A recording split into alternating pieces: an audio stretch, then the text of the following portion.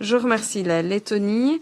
La parole est à présent à la République démocratique du Congo. Madame la Présidente, la République démocratique du Congo tient avant toute chose à vous adresser ses chaleureuses félicitations pour votre ascension à la présidence du Conseil de sécurité pour le mois d'août. Ma délégation vous remercie également d'avoir convoqué cette réunion consacrée à une menace qui continue de mettre à rude épreuve la paix et la sécurité internationale. Je tiens également à remercier Madame Ogulieren Nias-Berdive-Yeva, chef du bureau du sous-secrétaire général du Bureau des Nations Unies de lutte contre le terrorisme, ainsi que Madame Carmen Cantor, directrice exécutive adjointe de la direction exécutive du comité contre le terrorisme pour leurs exposés. Madame la Présidente, comme le relève le 23e rapport stratégique biennal du secrétaire général, le terrorisme demeure l'un des défis les plus graves auxquels notre communauté internationale est aujourd'hui confrontée. Par son caractère transnational, sa capacité d'adaptation et le recours croissant aux nouvelles technologies, aux réseaux criminels, ainsi qu'à des modes de financement toujours plus sophistiqués, il continue de menacer la stabilité des États, de fragiliser les sociétés et de mettre à rude épreuve la paix et la sécurité internationale. Si aucune région du monde ne peut désormais se considérer totalement à l'abri de cette menace, le Moyen-Orient et l'Afrique en demeurent les principaux foyers. Au Moyen-Orient, malgré les revers significatifs subis par son commandement central, l'EI-Daesh conserve une capacité préoccupante de résilience et de mutation en s'appuyant sur des affiliés régionaux, des mécanismes de financement diversifiés et l'exploitation croissante des nouvelles technologies. En Afrique, les activités persistantes de la province de l'État islamique en Afrique de l'Ouest, ISWAP, le renforcement de l'État islamique dans le Grand Sahara, ainsi que l'activisme d'autres groupes terroristes continuent d'alimenter une insécurité chronique qui fragilise durablement les États et les populations. Cette évolution appelle un soutien accru aux efforts africains de lutte contre le terrorisme, notamment à travers le renforcement des capacités nationales, le partage du renseignement et une coopération régionale renforcée.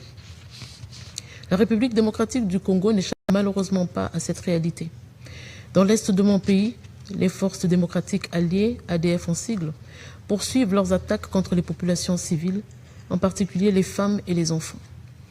Par les massacres, les enlèvements, les violences sexuelles et la destruction de villages, ce groupe armé terroriste continue de semer la terreur, d'affaiblir l'autorité de l'État et de compromettre la stabilité de la région des Grands Lacs.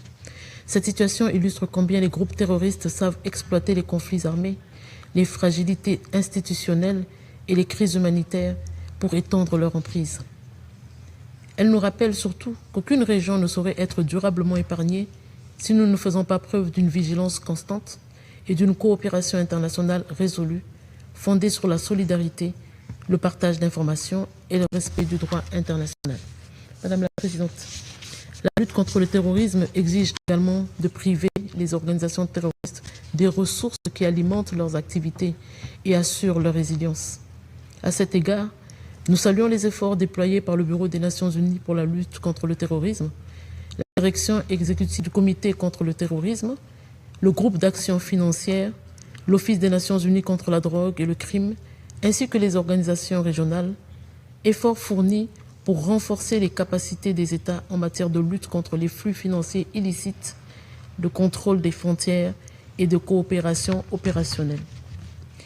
Nous demeurons particulièrement préoccupés par le recours croissant aux actifs virtuels, aux systèmes informels de transfert de fonds, aux enlèvements contre rançon, ainsi que par les liens toujours plus étroits entre le terrorisme et la criminalité transnationale organisée. En République démocratique du Congo, les groupes terroristes exploitent également les trafics illicites, notamment l'exploitation illégale des ressources naturelles pour financer leurs activités. Il est donc essentiel de renforcer les mécanismes de coopération régionale et internationale afin de démanteler ces réseaux financiers et leur logistique. L'évolution technologique accentue également la complexité de cette menace. L'intelligence artificielle, les drones, les communications chiffrées et les plateformes numériques sont désormais détournées à des fins de recrutement, de propagande, de financement et de planification opérationnelle. Nous saluons à cet égard les initiatives conduites par l'UNOCT, la CTED, l'ONUDC et Interpol, afin d'accompagner les États membres dans l'adaptation de leurs capacités face à ces nouveaux défis, dans le plein respect de la Charte des Nations Unies et du droit international. Madame la Présidente, les femmes et les jeunes filles continuent de payer un tribut particulièrement lourd au terrorisme. Dans de nombreuses régions touchées par les conflits, elles demeurent les premières victimes des enlèvements, des violences sexuelles, des mariages forcés, de la traite des êtres humains et d'autres formes d'exploitation utilisées comme instruments de terreur.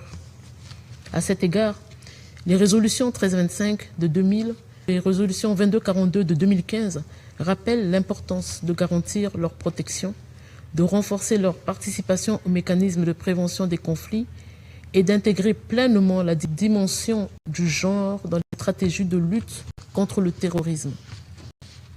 Au-delà de la réponse sécuritaire, indispensable pour protéger les populations, une stratégie durable doit également s'attaquer aux causes profondes de l'extrémisme violent, notamment les conflits prolongés, la faiblesse de la gouvernance, la pauvreté, les inégalités, la marginalisation des jeunes et l'absence de perspectives économiques.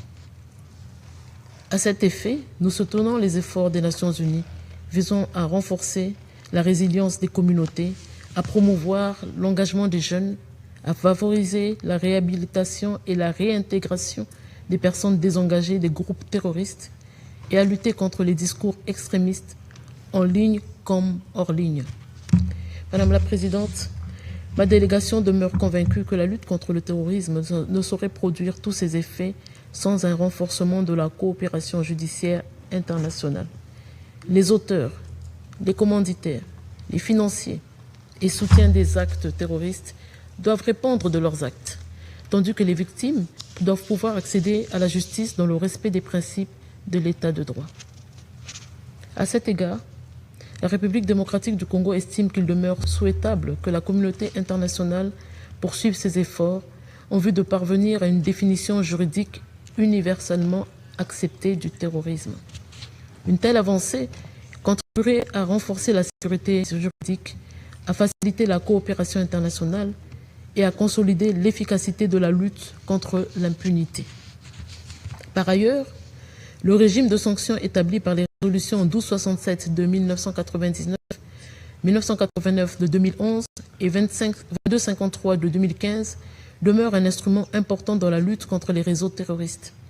Son efficacité repose sur une mise en œuvre rigoureuse, impartiale et cohérente par l'ensemble des États membres, fondée sur des critères objectifs et régulièrement actualisés. Madame la Présidente, aucun État, quels que soient ses moyens, ne peut relever seul un défi dont les ramifications transcendent les frontières et les continents.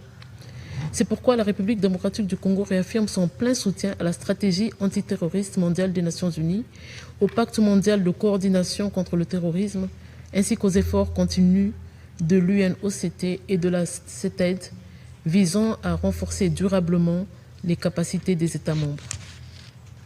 Notre action collective doit demeurer guidée par les buts et principes de la Charte des Nations Unies, le respect de la souveraineté des États, l'État de droit, le droit international des droits de l'homme ainsi que le droit international humanitaire.